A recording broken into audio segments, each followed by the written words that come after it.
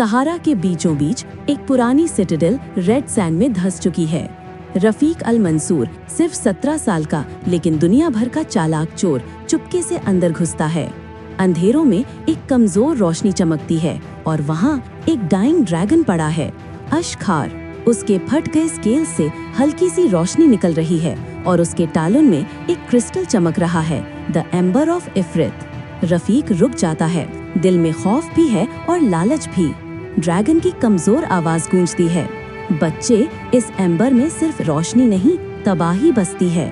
जब रफीक ने एम्बर को हाथ लगाया, उसका जिस्म जलन से भर गया। एक आवाज उसके जहन में गूंजती है, इफरत की आवाज, मैं तुझे ताकत दूंगा राफिक, उन लोगों से बदला लेने की ताकत जिन्होंने तुझे जलील किया।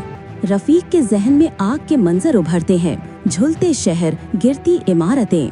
ड्रैगन की दूर से आती आवाज फिर कहती है, मत कर, ये ताकत तुझे खत्म कर देगी। लेकिन रफीक के चेहरे पर अब खौफ नहीं, सिर्फ ग्रीड और गुस्सा है। कलमार का बाजार पहले जिंदगी से भरा हुआ अब आग के समुंदर में डूब गया। रफीक ने देखा सिपाही बच्चों को मार रहे थे और उसका गुस्सा फट पड़ा। उसने हाथ उठाए और आसमान से आग बरसी। सिपाही चीखने लगे, बाजार जलते हुए राख बन गया। लोग भाग रहे थे लेकिन रफीक के चेहरे पर सिर्फ एक मुस्कुराहट थी। उसके कानों में इफरत की हंसी गूंज रही थी, देखा राफिक, अब तू खुदा जैसा हो गया है। अब वो ओएसिस जहाँ कभी सब्ज घास होती थी सिर्फ राख बन गई है। रफीक अकेला चल रहा है, उसके कदमों के नीचे जले हुए दरख्त और खाक। ड्रैगन की रूह हवाओं में फिर से गूंजती है, बेटा, ताकत से ज्यादा अहम इंसानियत होती है।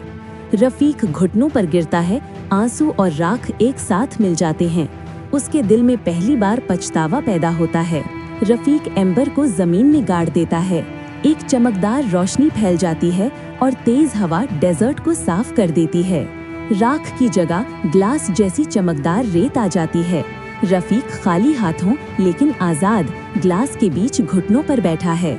उफक पर सूरज उभर रहा है, एक नई शुरुआत का पैगाम। ड्रैगन की रूह कहती है, अब तू समझ गया, आग को रोशनी बनाया जा सकता है। हर ताकत का असल इम्तिहान उसके इस्तेमाल में होता है। अगर दिल साफ हो तो आग भी रोशनी बन सकती है। अगर आपको ये कहानी पसंद आई हो तो लाइक, शेयर और सब्सक्राइब जरूर करें और कमेंट में बताएं आप क्या करते अगर आपके पास इफरित का एम्बर होता। फायर।